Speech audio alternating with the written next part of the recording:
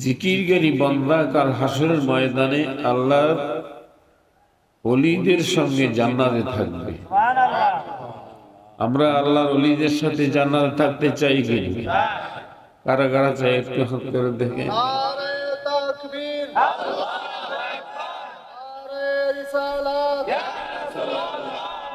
জামাত মদিনার জামাত কেবলা যেখানে মদিনার জামাতের আলো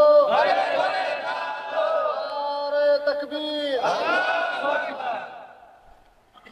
আমরা আল্লাহর ওলি আমরা হতে চাই। আল্লাহর ওলি হওয়ার জন্য লম্বা চূড়া সবক পড়তে হয় না, ছোট্ট একটা সবক, লা ইলাহা ইল্লাল্লাহ। পারে না এরকম কোন মানুষ আছে? সবাই পারে, কিন্তু এটার গুণাগুণ সম্পর্কে আমাদের সকলের জানা নাই।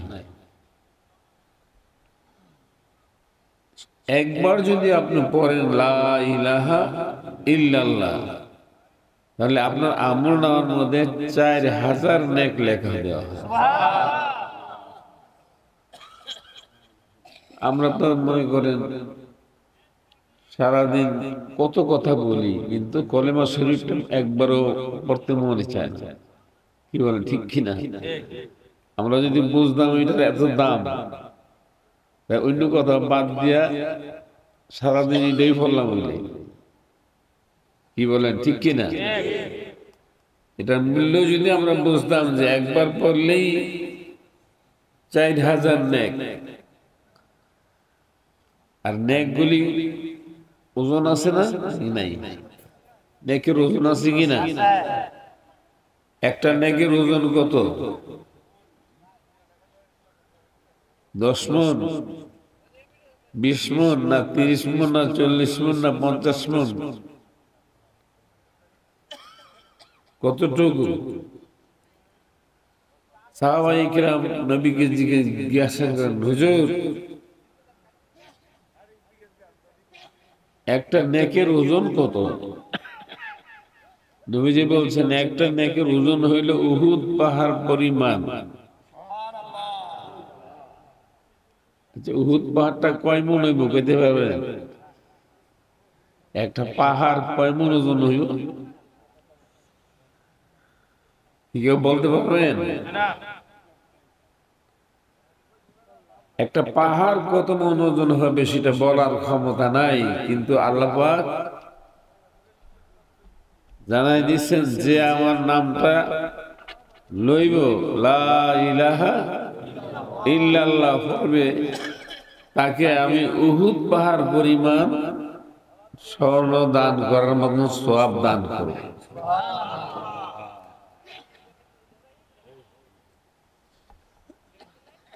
এই কালমা শরীফ পড়লে একটা কাফের মুসলমান হয়ে যায়। কি বলেন, ঠিক কিনা?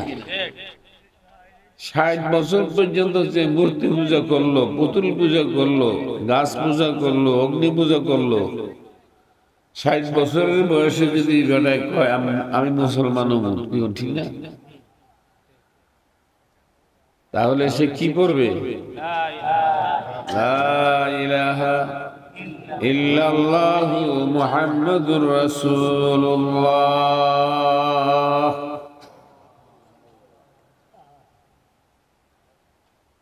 এখন লোকটা কি? এর আগে কি ছিল? কাফের। কাফের কি জান্নাত যাবে?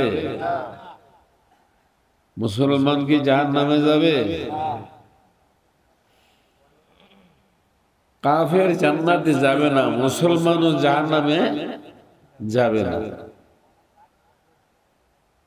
তাহলে আমাদেরকে ওই মুসলমান হইতে হবে যে মুসলমান জাহান্নামে যাবে না। আর কথা বুঝতে অসুবিধা হয়? ওই মুসলমান হইতে গেলে আপনাকে পড়তে হবে লা ইলাহা ইল্লাল্লাহ। এখন মুখস্থ এইভাবে পড়লে তো হবে না। লা ইলাহা ইল্লাল্লাহ, লা ইলাহা ইল্লাল্লাহ, এটার অর্থ জানতে হবে না। আল্লাহ পাক যে আপনার এই কলেমাটা পড়তে বলছে, এটার অর্থ আছে কিনা? লা মানে নাই, ইলাহা মানে ক্ষমতা, নাই কোনো ক্ষমতা, ইল্লাল্লাহ একমাত্র আল্লাহর ক্ষমতা ছাড়া আর কারো কোনো ক্ষমতা নাই।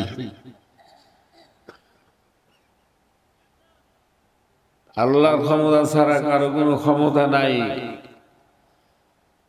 এটা বিশ্বাস হয়নি সবাই? কেমনে বিশ্বাস হয়? কাজে কর্মে দেখানো লাগবে না? ক্ষমতা তো আমরা দেখাই নাই। ঠিক আছে, যার শরীরে শক্তি আছে আরেকজনের থাপ্পড় দিয়ে একটা মাথা মাথা ফাটাই দিয়ে হ্যাঁ, ক্ষমতা আছে না নাই দেখাই দেয়, ক্ষমতা দেখাই দেয়। কিন্তু আল্লাহ কইতেছে তোমার কোনো ক্ষমতা নাই, আর তুমি কইতেছো যে ক্ষমতার দেখাই দেয় আমার আছে না নাই দেখাই দেয়। এই দেখাইয়া দিলে কলেমায় আর কি ক্ষমতায় বনেনি?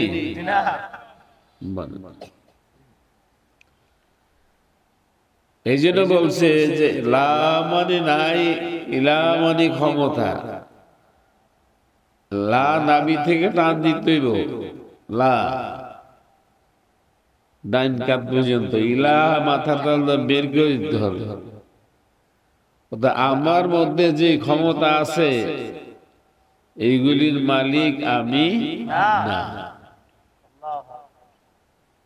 চোখে দেখেন, এইখান দেখার ক্ষমতা কার? আপনি দেখেন না আল্লাহ দেখে? আল্লাহ দেখায়। আপনি শোনেন না আল্লাহ শোনায়? আল্লাহ শোনায়। আপনি বলেন না আল্লাহ বলায়? আল্লাহ বলায়। তাহলে দেখা যায় যে আপনি যে কাজগুলি করতেছেন এই কাজগুলি আপনি করেন না, আল্লাহ আপনার দিয়া করাইতেছে। কালেমার জিকির করলে আপনার এই বুঝটা পয়দা হবে। মিঠা দো अपने हस्ते को अगर मर्तबा मिलता है, তুমি তোমার অস্তিত্বকে আল্লাহর রাস্তায় বিলাইয়া দাও, তাহলে তোমার মর্তবা আল্লাহ বাড়াইয়া দিবে। কি বাড়াইয়া দিবে?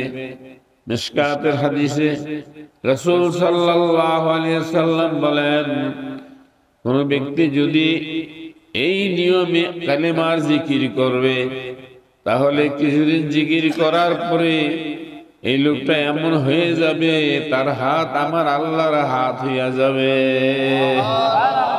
তার জবান আল্লাহর জবান হইয়া যাবে, তার চক্ষু আল্লাহর চক্ষু হইয়া যাবে, সে আল্লাহর হইয়া যাবে, আল্লাহ তার হইয়া যাবে। যারা জিকির করতে পারছে